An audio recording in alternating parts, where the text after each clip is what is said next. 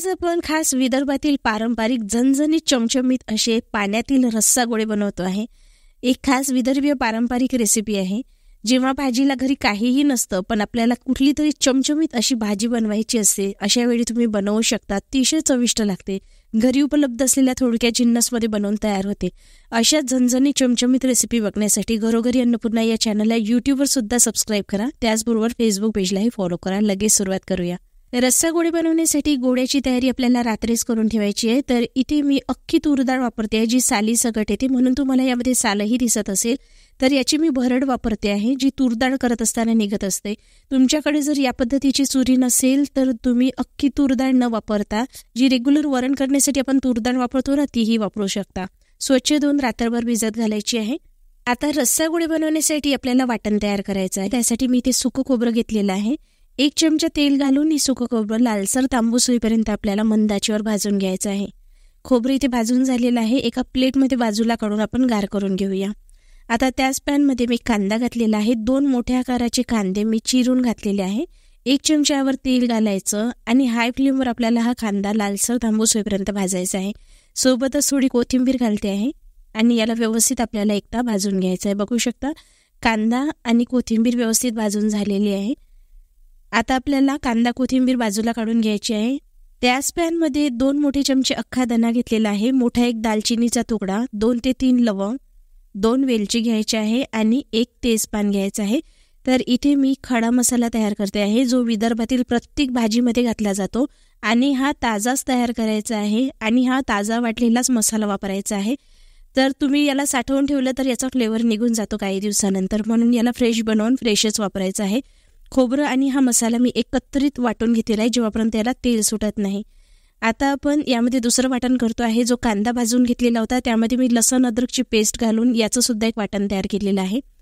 आता जी डाळ आपण रात्रभर भिजत घातलेली होती, डाळ सुद्धा व्यवस्थित भिजल्या गेलेली आहे. आपण ही डाळ आता मिक्सरमध्ये वाटून घेऊया. तर यासाठी यातलं पाणी आपल्याला निथळून घ्यायचं आहे. मिक्सरमध्ये ही डाळ घालायची आणि याला जाडसर वाटायचं आहे, खूप बारीक करायचं नाही. या पद्धतीने तुम्ही जर इथे अख्खा तूर डाळीचा वापर करत असाल तर ही गोळे चवीला खूप छान लागतात, कारण सालीसकट वापरले जातात, त्यामुळे छान भुरभुरीत होतात. तर इथे मी काही मसाले घालते आहे. 1 चमचा लाल तिखट, अर्धा चमचा हळद आणि कांदा लसूण आल्याची जी आपण पेस्ट केली होती तीही घातलेली आहे. सोबतच चवीनुसार मीठ घालायचं आहे आणि कोथिंबीर घालायची आहे. हे सर्व जिन्नस आता आपल्याला चोळून व्यवस्थित एकत्रित करून घ्यायचे आहे. यानंतर इथे मी 2 ते 3 चमचे गोडा तेल घालणार आहे. यामुळे या गोळ्यांना चवही छान येते. गोळे आतपर्यंत शिजले जातात आणि छान भुरभुरीत सुद्धा होतात. मी इथे एक चाळणी घेतलेली आहे, कारण ही गोळे आपण वाफवणार आहोत. याला तेल लावून घ्यायचं आहे, म्हणजे गोळे चिकटणार नाही. आणि आता याचे गोळे बनवून आपण चाळणीवर वाफवायला ठेवणार आहोत. पाण्यातले गोळे बनवण्याच्या 2 पद्धती असतात. एक तर वाफवून जी पद्धती मी तुम्हाला दाखवते आहे त्या पद्धतीने पाण्यातले गोळे बनवले जातात, किंवा न वाफवता सुद्धा बनवल्या जातात. न वाफवता जेव्हा पाण्यातले गोळे बनवल्या जातात तर त्यामध्ये सुक्या खोबऱ्याचं वाटण नाही घातलं जात. पाण्याला फोडणी करून डायरेक्टली त्यामध्ये गोळे सोडले जातात आणि गोळ्यांचा जो दाटसरपणा असतो त्यामुळेच रश्श्याला चव येते. या 2 पद्धतीपैकी कुठल्याही एका पद्धतीने तुम्ही हे रस्सा गोळे तयार करू शकता. मीडियम फ्लेमवर 15 ते 20 मिनिटासाठी गोळे मी वाफवायला ठेवलेले आहे. आता फोडणी करण्यासाठी कढईमध्ये तेल गरम झालं की शहाजिरं घालायचं आहे, जे विशेष करून झणझणीत भाज्यांसाठी वापरलं जातं आणि गरम मसाल्यामध्ये सुद्धा शहाजिऱ्याचा वापर होतो. यामुळे भाजीला चव छान येते. आता कांदा आणि लसूण आल्याची जी पेस्ट आपण तयार केली होती ती पेस्ट परतून घ्यायची आहे. सोबतच 2 ते 3 चिरलेले टमाटर परतून घ्यायचे आहे. तुम्ही टमाटरची पेस्ट करून सुद्धा यामध्ये घालू शकता. तर टमाटर थोडे मऊ पडायला लागले की यामध्ये आपण सुके मसाले घालूया. 2 चमचे मी लाल तिखट घातलेलं आहे, अर्धा चमचा हळद घातलेली आहे. किचन किंग मसाला घालते आहे, किंवा तुम्ही गोड्या मसाल्याचा वापर करू शकता. मसाले अगदी मंद आचेवर आपल्याला परतायचे आहे.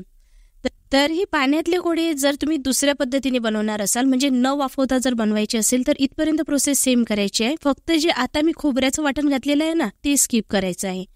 पण खडा मसाल्याचं पावडर करून यामध्ये नक्की घाला. खड्या मसाल्यामुळे या रस्स्याला चव छान येते. आता यामध्ये आपल्याला गरम पाणी घालायचं आहे. रस्स्याची कन्सिस्टन्सी तुम्हाला किती दाटसर किंवा पातळ हवी आहे त्यानुसार ॲडजस्ट करा. सोबतच चवीनुसार मीठ घालायचं आहे. जेव्हा आपण न वाफवता रस्सा गोळे तयार करतो तेव्हा यामध्ये खोबऱ्याचं वाटण घालून दाटसरपणा आणण्याची अजिबात गरज नसते, कारण जेव्हा आपण न वाफवता गोळे यामध्ये घालतो गोळ्यांचा दाटसरपणा या रस्स्याला येतो. तर या दोन्ही पद्धतीने रस्सा गोळे तयार केले जातात. इथे गोळे आपण बघून घेऊया. छान वाफवल्या गेलेल्या 15 ते 20 मिनिट मी वाफवून घेतलेले होते. याला क्रॅक्स पडायला लागलेले आहे. गोळे व्यवस्थित वाफवल्या गेलेले आहे, बघू शकता तुम्ही. आता हे गोळे आपल्याला रस्स्यामध्ये सोडायचे आहे. तर रस्स्याला छान खदखदून उकळी आल्यानंतर हे गोळे आपल्याला या रस्स्यामध्ये सोडायचे आहे. तर या रस्स्या गोळ्यांना पाण्यातले गोळे का बरं म्हटले जातात? कारण इथे फक्त पाण्याला फोडणी दिल्या जाते. म्हणजे तेलामध्ये आपण कांदा, लसण आलं, टोमॅटो घालून आणि बेसिक मसाले घालून फक्त पाण्याला फोडणी देत असतो आणि त्यामध्ये हे गोळे सोडले जातात न वाफवता. आणि गोळ्यांचा जो दाटसरपणा असतो तोच रस्स्याला सुद्धा मिळतो आणि हे पाण्यातले गोळे तयार होतात. म्हणून याला पाण्यातले गोळे असं नाव दिलं गेलेलं आहे. आपण इथे खोबऱ्याचं वाटण घालून सुद्धा हे गोळे बनवलेले आहे. यामुळे याला अजून छान चव येते, एक झणझणीतपणा येतो. तुम्ही या पद्धतीने बनवू शकता किंवा जी ओरिजिनल पारंपरिक पद्धती आहे त्या पद्धतीने सुद्धा बनवू शकता. तर इथे बघू शकता मस्त झणझणीत चमचमीत पाण्यातले गोळे इथे तयार झालेले आहे. नक्की ट्राय करून बघा. खास वऱ्हाडी पारंपरिक रेसिपी आहे. अतिशय चविष्ट लागते. गरमागरम भाकरीबरोबर खायला सुद्धा छान लागते. गरमागरम पोळी असो किंवा वाफाडत्या भाताबरोबर सुद्धा खायला खूप मज्जा येते. जेव्हा भाजीला घरी काहीही नसतं पण आपल्याला काहीतरी झणझणीत चमचमीत असं बनवायचं असतं तेव्हा ही भाजी तुम्ही एकदा नक्की ट्राय करून बघा. तुमच्या भागामध्ये या पद्धतीचे रस्सा गोळे बनवल्या जातात का ते मला कमेंट करून नक्की कळवा. आणि बनवल्या जात असेल तर त्याला काय नाव आहे तेही मला कमेंट करून नक्की कळवा. आणि अशाच पद्धतीच्या झणझणीत चमचमीत रेसिपी जर पुढेही तुम्हाला बघायच्या असेल तर घरोघरी अन्नपूर्णा या यूट्यूब चॅनलला सुद्धा सबस्क्राईब करा. त्याचबरोबर माझ्या फेसबुक पेजलाही फॉलो करा. कारण काही रेसिपी मी फेसबुक पेजला अपलोड करत असते त्या यूट्यूबला अपलोड केल्या जात नाही. त्या बघण्यासाठी फेसबुक पेजलाही नक्की फॉलो करा.